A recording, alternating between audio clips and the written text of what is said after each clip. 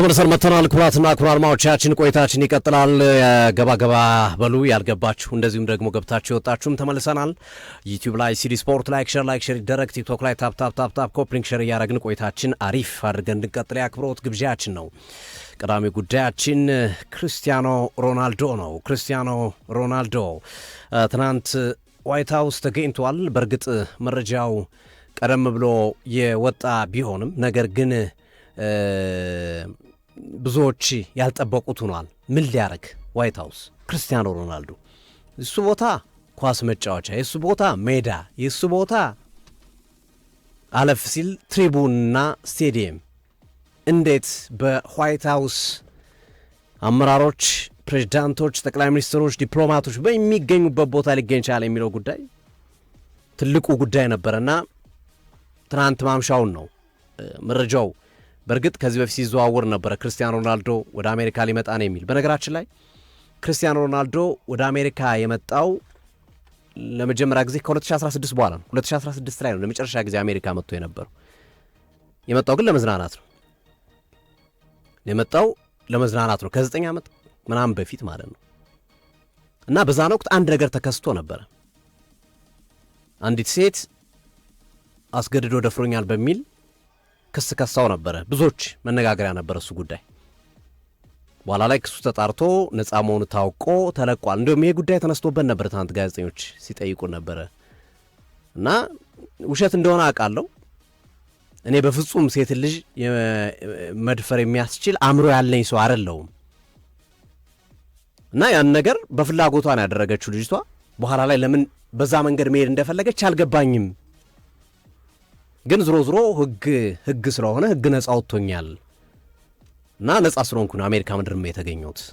በነገራችን ላይ በዛ ክስ ተከሶ ቢሆን ድሮ አሁን አሜሪካ መግባት አይችልም ነበር፣ ወይም ፍርድ ተፈርዶበት ቢሆን ድሮ እና የአሜሪካ የመጨረሻ ቆይታው መጥፎ ትውስታ ነበረ ለክርስቲያኖ ሮናልዶ።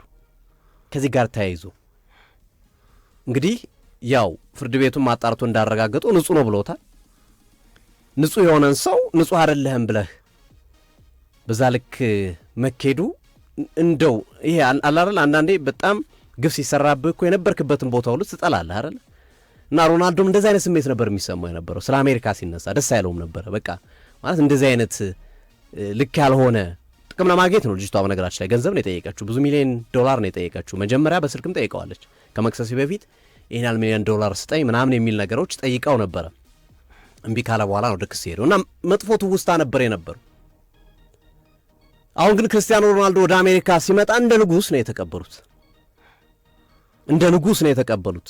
ሮናልዶ ለምን አሜሪካ መጣ የሚለውን መጀመሪያ እናርገው። በኋላ ላይ ከኤሎን መስክ ጋር ያቀዱትን እቅድ እንነግራቸዋለን። ከእግር ኳስ ውጭ የሆነ ነገር ሮናልዶ የመጣው ሳውዲ አረቢያዎች ሮናልዶ እንደ አምባሳደር ነው የሚያስቡት። አምባሳደራችን ነው በቃ የዓለም ዋንጫው የ2034 የዓለም ዋንጫ የምንም የሀገሪቷን በቃ ኃላፊነት ሰጥቶታል። አንተ በቃ ውጭ ጉዳይ ሚኒስተራችን ነህ ብሎ የአምባሳደርነት ሚና ሰጥቶታል ለክርስቲያኖ ሮናልዶ። በየትኛውም ዓለም አገራችን እንድታስተዋውቅ እንፈልጋለን። በየትኛውም ዓለም ስለ አገራችን እንድታወራና ካንተ ጋር ሳውዲ አረቢያ ብትያያዝ ካንተ ጋር ሳውዲ አረቢያ ስሟ ቢነሳ ኩራት ነው ለኛ ብሎ ያስባሉ። ሰሞኑን ከፒርስ ሞርጋን ጋር በነበረው ቃለ መጠይቅ ላይ አለቃዬ እያለ ነበር ሲያወራ የነበረው ስለ ሳውዲው ፕሪንስ ልዑል መሐመድ ቢን ሳልማን ሲያወራ ካለቃዬ ጋር እንደዚህ አውርተን ካለቃዬ ጋር እንደዚህ ተባብረን እያለ ነበር ሲያወራ የነበረው። በጣም ቅርብ ናቸው። ያው እንደምታውቀው የሳውዲ አረቢያ አብዮት ከጥቂት ዓመታት በፊት ነው የተነሳው። ያው የበፊቶቹን አመራሮች የበፊቶቹን በእድሜ ገፋ ያሉትን እና ሳውዲን ቴክኖሎጂም እውቀትም ገንዘብም ተቆጣጥሮ የነበሩትን ቤተ ዘመዶችን አልቀራቸውም ሲያስር ሲገል። በነገራችን ላይ መሐመድ ቢን ሰልማን በጣም አነጋጋሪ ነበረ። መፈንቅለ መንግስት የሰራበት መንገድ በጣም ማለት የሰውየው የአእምሮ ደረጃ በጣም ከፍ ያለ ነበር። እንዴት እንደሰለላቸው እንዴት ባንዴ ሁሉንም ማንም መያዝ እንዳለበት ማንም ኮንትሮል ማድረግ እንዳለበት አስቦ ምናምን የሰራው ነገር ዓለም ላይ መነጋገሪያ ነበር። አሜሪካ ግዟለች ይባላል በዛ ሂደት ውስጥ።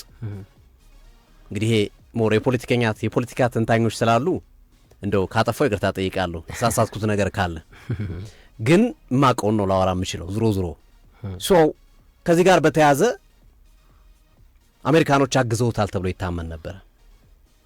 ከዛ በኋላም ከአሜሪካ ጋር መሐመድ ቢን ሰልማን ጥሩ ግንኙነት ነበር የነበረው። እንዲያውም አንዳንድ ነገሮችን አሻሽሏል አሜሪካኖች በሚፈልጉት መንገድ። ለምሳሌ ሴት ልጅ መኪና እንድትነዳ ፈቅደዋል። የውጭ ቱሪስቶች ሲመጡ ሳውዲ አረቢያ ላይ የግድ ሂጃብ ማድረግ የለባቸውም የሚሉ እና መሰል ማቅለያዎችን በተለይ ጥብቅ የነበሩ ህጎችን የማቅለል ነገሮችን ሰርቷል። ይሄ ከአሜሪካ ጋር አንዱ አሜሪካኖች ያን መፈንቅለ መንግስት ሲያደርጉለት አንዱ ቃል እንዲገባላቸው ከፈለጉት ነገር መካከል በተለይ ነጻነት ለሴቶች ከመስጠት አንጻር የተወሰነ ነገር እንዲደረግ የሚለው እሱን ተቀብሏል። ሞር ዘመናዊ ነው፣ ወጣትም ነው ልጁ መሐመድ ቢን ሰልማን።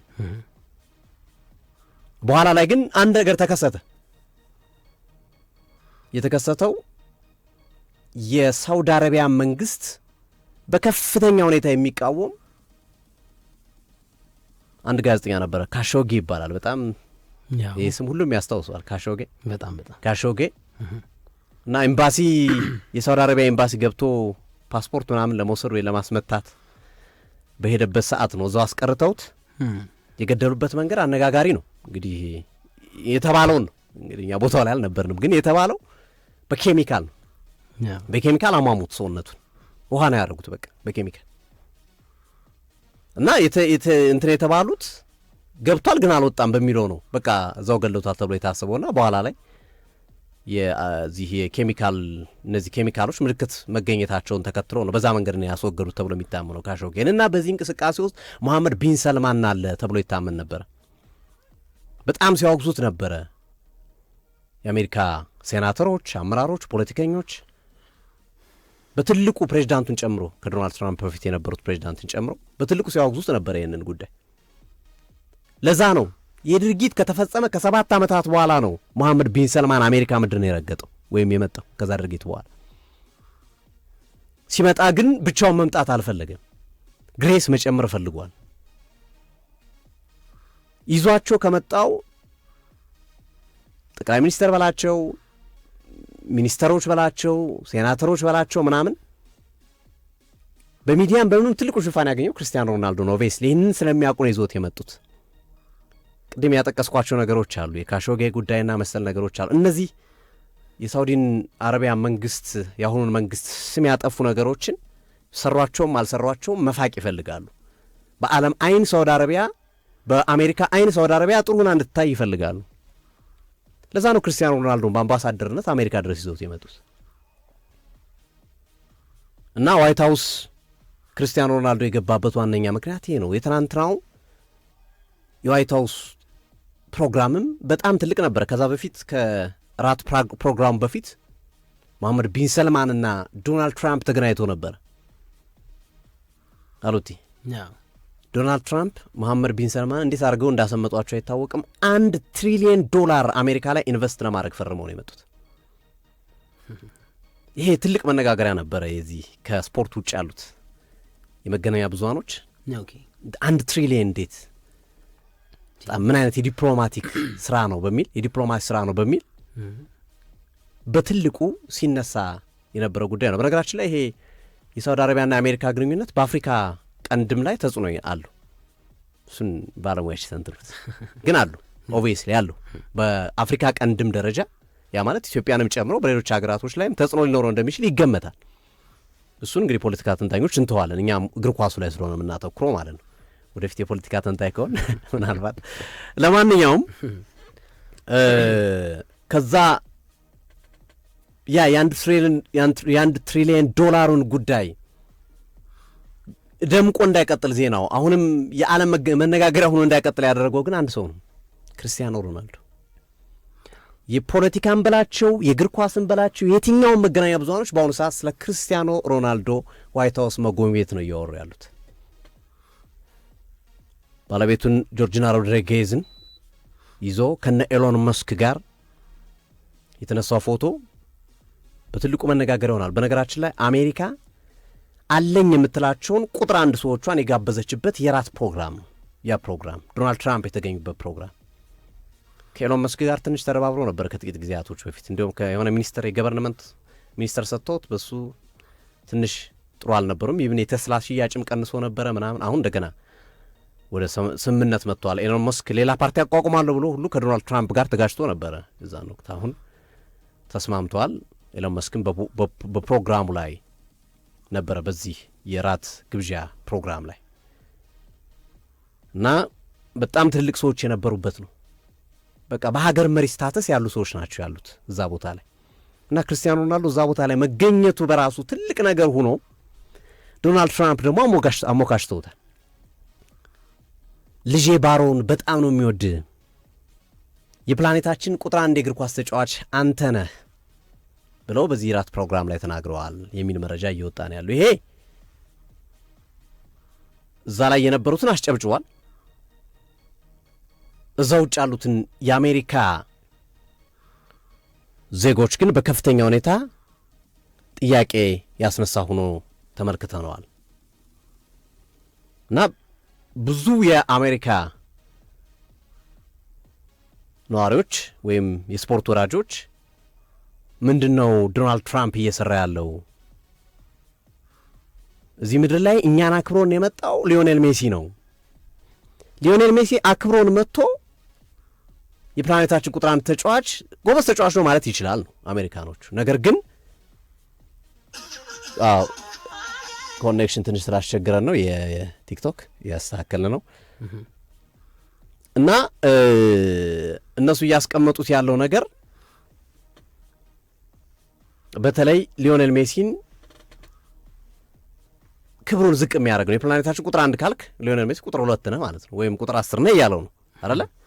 እና አክብሮን የመጣውን ሰው እንዴት በዚህ ልክ በዚህ ነገር ይናገራሉ በሚል እኚህ ሰው ላይ ወይም ዶናልድ ትራምፕ ላይ አሜሪካኖች ተጽዕኖ እየፈጠሩ ያሉ። በነገራችን ላይ ሊዮኔል ሜሲና ክርስቲያኖ ሮናልዶ መካከለኛው ምስራቅ ለሁለት ተካፍለውታል ተብሎ ይታመናል።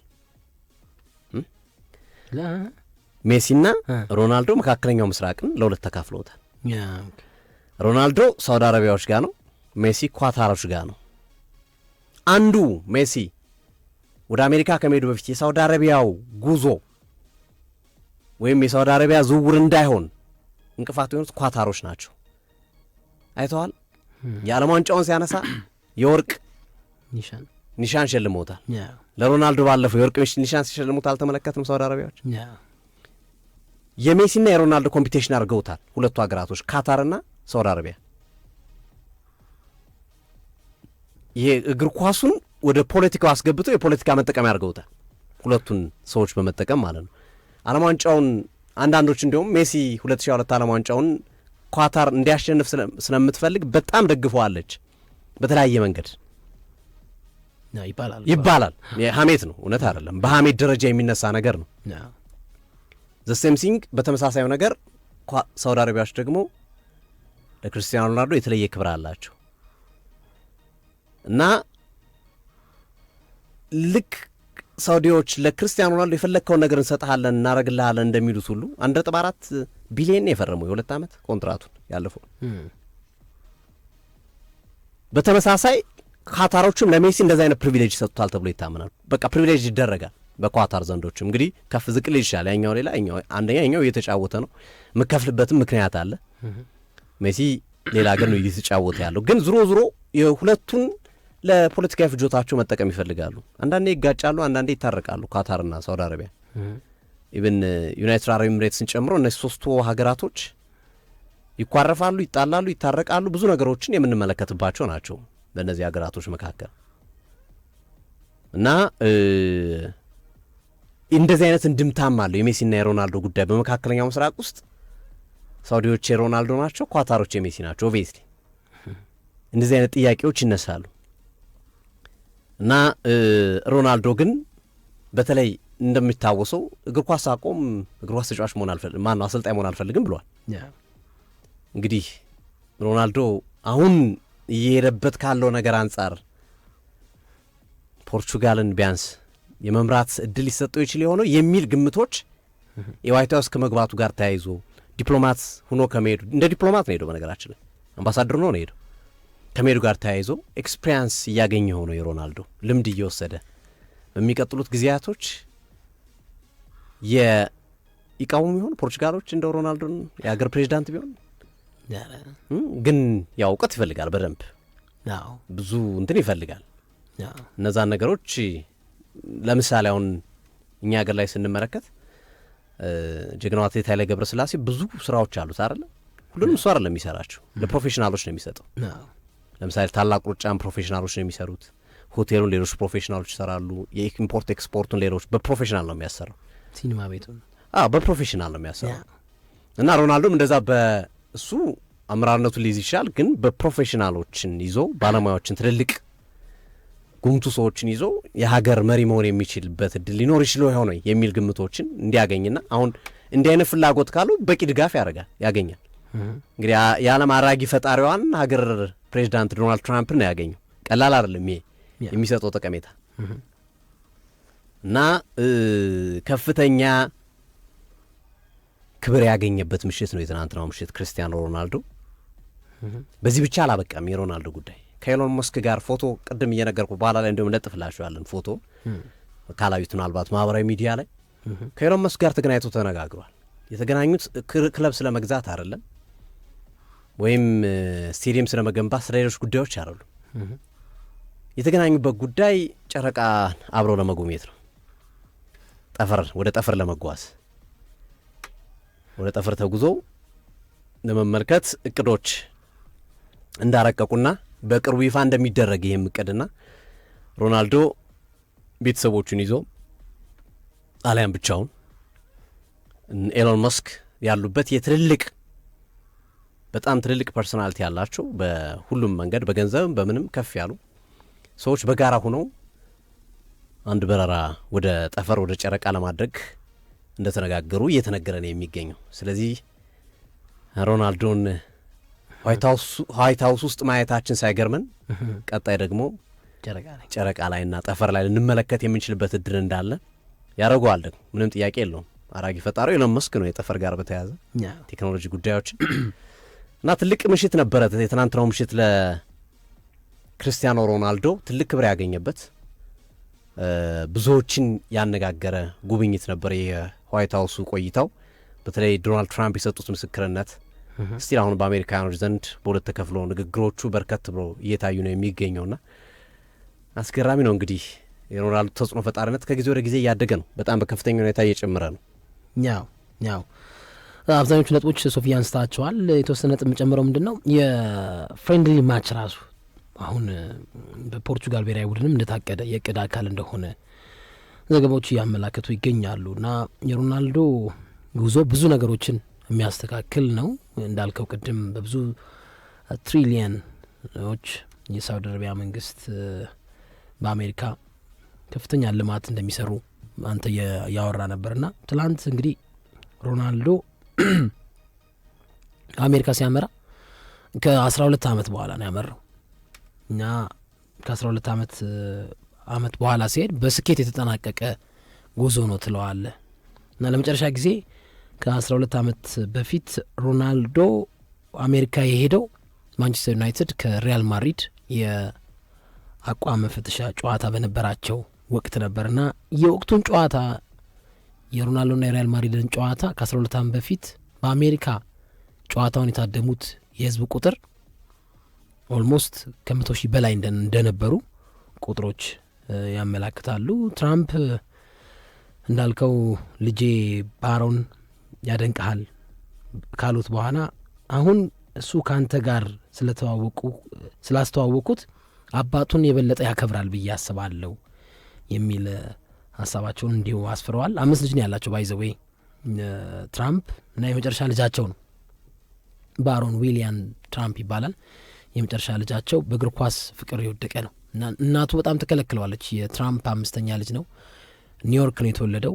ከዛ የእሳቸው የዋይት ሀውስ መንበርነትን ሲረከቡ ወደ ፍሎሪዳ ሙቭ አድርጎ ነው ኒውዮርክ ነው የተወለደው። ወደ ፍሎሪዳ ሙቭ አደረገ እና እናቱ ወይም የትራምፕ ባለቤት ሜሊና ትራምፕ ተከለክለዋለች ፖለቲካል ላይ ተጽዕኖ እንዳይኖረው የፖለቲካ ተሳትፎ ኢንቮልቭመንት እንዳይኖረው ትከለክሏለች እና በዚህ ረገድ በጣም የእግር ኳስ ፍቅር ያለው ተጫዋች መሆን ይፈልግ ነበረ እና እንደውም ለዲሲ ዩናይትድ አካዳሚ በአማካኝ በሚድፊልደር ተጫዋችነት የተጫወተበት አጋጣሚ እንዳለ ይነገራል። የትራምፕ 5ኛ ልጅ ማለት ነው እና ከዛ በኋላ ነው በቃ ነገሮች ብዙም በእግር ኳሱ አላቀና ሲለው፣ በእርግጥ ገና 19 ዓመቱ ነው። አሁንም ወደ ሪል ስቴት የስራ ያመራው የትራምፕ 5ኛ ልጅ ሮናልዶን የሚወደው ባሮን ዊሊያም ትራምፕ ማለት ነው እና ክርስቲያኖ ሮናልዶ እንግዲህ ከሜዳ ውጭም ያለው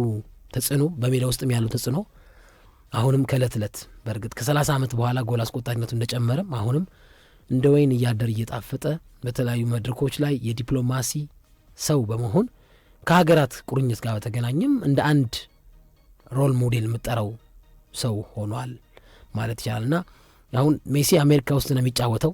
የአሜሪካ ሊግ ውስጥ እየተጫወተ ያለ ተጫዋች ነው እና ትራምፕ አሜሪካ የሚመሩት እሳቸው ናቸው እና ሜሲን እንግዲህ ሳያሞካሹ የፕላኔታችን ቁጥር 1 ተጫዋች ሮናልዶ ነው ማለታቸው የሆነ በሊዮኔል አንድሬስ ሜሲ ላይ የሚፈጥረው ነገር ይኖራል ብዬ አስባለሁ። ምክንያቱም በሀገራቸው ሊግ እየተጫወተ ነው። ቢያንስ የአሜሪካ ሊግ አትሊስት ደጋፊዎችን የተለያዩ ነገሮች የሆነ ነገር አንድ እርምጃ ከፍ እንዲሉ የሜሲ መምጣት በአሜሪካ ሊግ ጥያቄ የለውም። ግን እንግዲህ አወዛጋቢዋ ሰው ደግሞ እሳቸውም ሌላኛው ጆዜ ሞሪኖ ናቸው።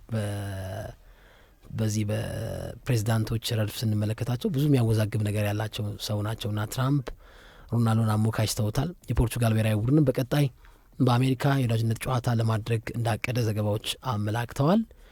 አሁን ትልቁ ነገር ሮናልዶ በዓለም ዋንጫው በሜክሲኮ ካናዳና አሜሪካ በሚደረገው የዓለም ዋንጫ ላይ ምን ያህል ጨዋታ ያልፈዋል? 1 ጨዋታ ወይስ 2 ጨዋታ ወይስ ይነሳለታል ወይ? ይሄ ከባድ ነገር ይሆናል ብዬ አስባለሁ። በእርግጥ እሁድ 9 ካገቡበት የኢስቶኒያ ጨዋታ ላይ ውጪ እንደነበር እናውቃለን። ግን ቢሆንም ደግሞ በአሜሪካ ላይ ራሱ ዓለም ዋንጫው ሲደረግ ሮናልዶን ለማየት የሚገቡ ብዙ ቁጥራቸው ከፍተኛ የሆኑ ታዳሚዎች ይኖራሉ ተብሎ ይጠበቃል። የትራምፕ አስተያየት እዚህ ላይ ሌላ አድም ያደርገው ነገር ይኖራል ብዬ አስባለሁ እና ያኔ ሮናልዶ ብዙ ክብሮችን ሳያገኝ ራሱ የ12 ዓመት ትዝታውን በአሜሪካ ሲያደርግ ከማድሪድ ጋር ሲጫወት ቁጥራቸው ከ100,000 በላይ ታዳሚዎች ይህንን ተጫዋች ለመመልከት ስቴዲየም ገብተዋል። አሁን በጣም ፒክ ደረጃ ደርሷል። 12 ዓመት የነበረበትን ዝና ላይ አይደለም ያለው። ራሱን አፕግሬድ አድርጓል። በብዙ ክብሮች በብዙ የግልም የክለቦችም የብሔራዊ ቡድኖችም ክብሮችንም አሳክቶ ነው እንግዲህ የዓለም ዋንጫውን የሚያደርገው። ዋነኛው ነገር ደግሞ ሊበልጥ ይህን ነገር ታሪካዊ የሚያደርገው ሮናልዶ የዓለም ዋንጫን የመጨረሻ ጊዜ የተጫወተው የት ነው ሲባል አሜሪካ ሊባል የሚችልበት እድል ከፍተኛ ነው። በእርግጥ ብዙ ጨዋታዎች አሜሪካ ላይ ይደረጋሉ በ12 ስቴቶች ላይ፣ ግን ሜክሲኮ ላይም ካናዳ ላይ የሚደረጉ መርሃ ግብሮች አሉ። ሞሮፍ ግን ለአሜሪካም ለታሪካቸውም ያምራል። የሁለቱ የፕላኔታችን ምርጥ ተጫዋቾች ሜሲም ሮናልዶም የዓለም ዋንጫ ድምዳሜያቸው ያበቃው አሜሪካ መሬት ላይ ነው፣ አሜሪካ ስቴዲየሞች ላይ መባል ራሱ ሌላ ርዕስ ነው። በተጫዋቾቹ በሚሰሩ የዶክመንተሪ ስራዎች ላይ ራሱ እንደ ዜናም ሲሰሩ መነሻው እንደዚህ 2004 ወይ ሰም የሆነ የር ተጠራለ፣ መዝጊያው ደግሞ ዓለም ዋንጫውን የዘጉበት ደግሞ በአሜሪካ መሬት ነው ስትል የሚፈጥረው ራሱ አንድ አንድምታ አለና የሮናልዶ መጫወት ያስፈልጋል ብዬ አስባለሁ። ግን በክርን የተመታ ተጫዋች ደግሞ የሚቀጣው ቅጣት ሆፕፉሊ 3 እንደሆነ ባለፈውም የፊፋን አርቲክል እያነበብን ለአድማጮች ስንገልጽ ነበረ። ስለዚህ ሮናልዶና ዓለም ዋንጫ የመጨረሻው ዓለም ዋንጫው ላይ ምን ያህል ነገሮችን ኮንትሪቢዩት ለሀገሩ ያደርጋል ወይስ የቅጣት ሰለባ ሆኖ ጨዋታዎች ያልፉታል የሚለው ነገር በጊዜ ሂደት ይመለስ ይሆናል። ግን ይፋ ይደረጋል ብዬ አስባለሁ በጥቂት ቀናቶች ውስጥ። ሞሮፍ 1 ጨዋታ ይቀጣል የሚል እምነት አለኝ፣ አንዳንድ ዘገባዎች እንደሚያመላክቱት ከሆነ ማለት ነው። ይሄ ጥሩ ዜና ነው ብዬ አስባለሁ። ፖርቹጋልም የዓለም ዋንጫን ለማሳካት ከሚገመቱ ብሔራዊ ቡድኖች መካከል አንዷ ናት፣ ጥያቄ የለው። ባለፈውም ስናወራ ነበር። በጣም ድንቁን የአማካኝ ክፍል የያዘ ብሔራዊ ቡድንን ነው። ቪቲኒያን የያዘ አማካኝ በምንም አይነት ሰዓት የሆነ ነገር ሊያደርግ የሚችል የአማካኝ ጥራት ያለው ተጫዋች ነው። እነ ኔቬዝ ያላቸው የመከላከል ብቃት እጅግ አስደናቂ ነው። ብሩኖ ፈርናንዴዝ፣ በርናንዶ ሲልቫ ሌላው የዚህ ክለብ የዚህ ብሔራዊ ቡድን ማጣፈጫ ናቸው። በመስመር የሚደረጉ ማጥቃቶች ላይም የፖርቹጋል ብሔራዊ ቡድን ጦሮች ከፍተኛ እንደሆኑ ማሳያ ነው እና ፖርቹጋልም ከነ ስፔን ከነ እንግሊዝ ከነ ፈረንሳይ እና ምናልባት ከአርጀንቲና ጋር የዓለም ዋንጫውን ያሸንፋሉ ተብሎ ከሚጠሩ ተርታዎች ውስጥ ቀዳሚ ናቸው። ግን በዚህ ርቀት ውስጥ የክርስቲያኖ ሮናልዶ dos ሳንቶስ አቬሮ ጉዞ እና አስተዋጽኦ እና ጨዋታ ይጠበቃል። ርዕስ ነው፣ ሌላ ርዕስ ነው። ሀያሉ ተጫዋች ዓለም ዋንጫን ለማብቃት እንዲህ ጨዋታ ቀረው የሚባልበት ነው። በእርግጥ እሱ ኮንፊርም አላደረገውም ማለት አልተዋጠለትም። 6 እና 7 ጨዋታዎችን አድርገህ የዓለም ዋንጫና ማሳካት ያን ያህል ከባድ ቻሌንጅ አይደለም የሚል ሀሳቡን ከፒርስ ሞርጋን ጋር ባደረገው ቆይታ እንደተናገረ እናስታውሳለን። እና ግን ያው እግር ኳስን የተመለከተ ብዙ ዓመት ሮናልዶን የሚያደንቅ የሚወድ የሜሲ ማድናቂ የሆነ ሮናልዶ ዓለም ዋንጫን ቢያሳካ ይጠላል ብዬ አላስብም። ልክ ካታር ላይ ሜሲ ዋንጫውን ሲያነሳ እግር ኳስ የሚወድ የሚያፈቅር ለእግር ኳስ ትልቅ ቦታ ያለው የሚከታተል የስፖርት ቤተሰብ ከፈረንሳይ ይልቅ አርጀንቲና ዋንጫው እንድታነሳ ይፈልግ ነበር በብዙዎች ዘንድ ማለት ነው። በሀገራችንም ጨምሮ የነበረውን ሴሌብሬሽን እናስታውሳለን። በዓለማትም የነበረው ነገር እናስታውሳለን። ከመጀመሪያው ሳውዲ አረቢያ ሽንፈት ጀምሮ እንዴ ሜሲ የሚል አይነት ፍላጎቶች፣ ምኞቶች ነበሩና አሁንም ተረኛው ተጫዋች ደግሞ ለእኔ ሮናልዶ ነው። የማንም ብሔራዊ ቡድን ደጋፊ ይሁን ሮናልዶ የዓለም ዋንጫን አጣጥሞ የጫማውን ቢሰቅል ከእግር ኳስ ቢገለል 1000 ጎል ሳያስቆጥርም ቢያስቆጥር አሪፍ ነው። ባያስቆጥርም ግን መዝጊያው ማሰሪያው ዓለም ዋንጫ ቢሆንለት ደግሞ ይበልጥ ለብዙዎች አርአያ የሆነ ተጫዋች ነው። ለብዙዎች በየትኛውም ዓለም ላይ ያሉ የታዳጊ ተጫዋቾች አሁን እየተጫወቱ ላሉ ተጫዋቾች አርአያ የሚሆን ተጫዋች ነው። ተስፋ ለመቁረጥ ምንነት እንደሆነ በእርግጥ እንደውም የበርገር ቤቷን ሴትዮ እኮ አገኘኋት አለ ከሆነ በጣም ብዙ ፐርሰናል ላይፉ ይመስጠኛል ሶፊያ ሮናልዶ። ይሄ እንደውም ከመጀመሪያ ጀምሮ በቃ ስሙን ዘነጋውት አልፎንሶ ፓንትራው ይሁን የሆነ ብቻ ተጫዋች ለሮናልዶ ድል የሰጠው ተጫዋች በአካዳሚ ሲመለመሉ ኮንትራው አልቤርቶ ኮንትራው ይመስለኛል ስሙን ዘነጋውት። ግን እሱ አሁን የሰጠውን እድል እናስታውሳለን። አንተ ከኔ የተሻልክ ተጫዋች ነህ፣ ስለዚህ አንተ ብትመረጥ ይሻላል እኔ ይቅርብኝ ብሎ እድሉን አሳልፎ ሰጥቶታል። ከዛ በኋላ ለወኪሎቹ ያደረገላቸውን መስዋዕትነት እናስታውሳለን። ከፒርስ ሞርጋን ጋር በነበረው ቆይታም በልጅነቴ ተርቤ ያገኘችኝን እና ያሰጠችኝን በርገር ያበላችኝን ሴት አግኝቻታለሁ ብሏል። ምን ያደርግላታል የሚለው ነገር በጣም በጉጉት የሚጠበቅ ነገር ነው እና ይሄ ሁሉ ነገር በቃ የሮናልዶ አንድ የራሱ እንትን እኮ ነው እኮ በቃ የሆነ አንድ ፊልም ይወጣዋል እኮ። አሜሪካ ነገር ትምህርት አለው ሮናልዶ የሚባል ራሱ ኮርስ አለ። ከመጀመሪያው ደቂቃ እስከ 90ኛው ደቂቃ ጎል ያስቆጠረ ተጫዋች ነው። ባሎንዶር ያሸነፈ፣ ኔሽንስ ሊግ የወሰደ፣ አውሮፓ ዋንጫ ያገኘ፣ በክለብ ቻምፒዮንስ ሊግ፣ ፕሪሚየር ሊግ፣ ጣሊያን ሴሪያ፣ አሁን ደግሞ አልናስርም እየመራ እኮ ነው እኮ ያጡትን ዋንጫ እኮ ሊወስዱ ሊያሳኩ ይችላሉ። ስለዚህ ሮናልዶ ራሱ ሮናልዶ ነው፣ ብራንድ ነው። በጣም አሪፍ የክርስቲያኖ ሮናልዶ የዋይት ሀውስን ቆይታ ምክንያት በማድረግ እንግዲህ የሰራ ነው ፕሮግራም ነው። በነገራችን ላይ ሮናልዶ በአሜሪካ ቆይታው ከዚህም በላይ ሌሎች ተጨማሪ ስራዎችን እንደሰራ የመረጃ ምንጮች እየጠቀሱ ይገኛሉ። በተለይ በአሜሪካ ቆይታቸው በሚኖራቸው በ2026 የዓለም ዋንጫ ላይ የፖርቹጋል ብሔራዊ ቡድን የሳውዲ አረቢያ ብሔራዊ ቡድንም ይሳተፋል አይደል? አልፋ ሳውዲ አረቢያ አላረፈችም ምን የዓለም ዋንጫ ላይ 2026 ገና ነው መሰለኝ እኔ እንጃ ቼክ አድርገው ያለፈች መሰለኝ። ዙሮ በተለይ ለፖርቹጋል ብሔራዊ ቡድን ጥሩ የልምድ ቦታዎች ጥሩ አማራጮች እንዲኖሩ ያደርጋል ተብሏል። ይሄን የተናገሩት አሰልጣኙ ናቸው። በነገራችን ላይ ሮቤርቶ ማርቲኔዝ እሳቸው ናቸው አንድ የቡድኑ ጠላት ማርቲኔዝ ናቸው የተናገሩት። በሳውዲ አረቢያ በኩል ሄደ በምን በኩል ሄደ ይሄ ተጫዋች ፖርቹጋላዊ መሆኑን የሚቀይረው ነገር የለም። ለፖርቹጋልም አንዳንድ መስራት ያለባቸው ስራዎች ስለነበሩ ስለሱም አውርተናል። በተለይ ከብሔራዊ ቡድን ጋር በተያያዘ ብሎ ይህንን ነገር እንዳነሱ የመረጃ ምንጮች እየጠቀሱ ይገኛሉ። ዞሮ በቀጣይ ወደ አሜሪካ ሲመጣ ጥሩ አቀባበል እንደሚጠብቀው ተገልጿል እና የሮናልዶ ቆይታ ይህንን ይመስል ነበረ። አድማጭ ተመልካቾቻችን ወደ ሌሎች ርዕሰ ጉዳዮች እናመራለን።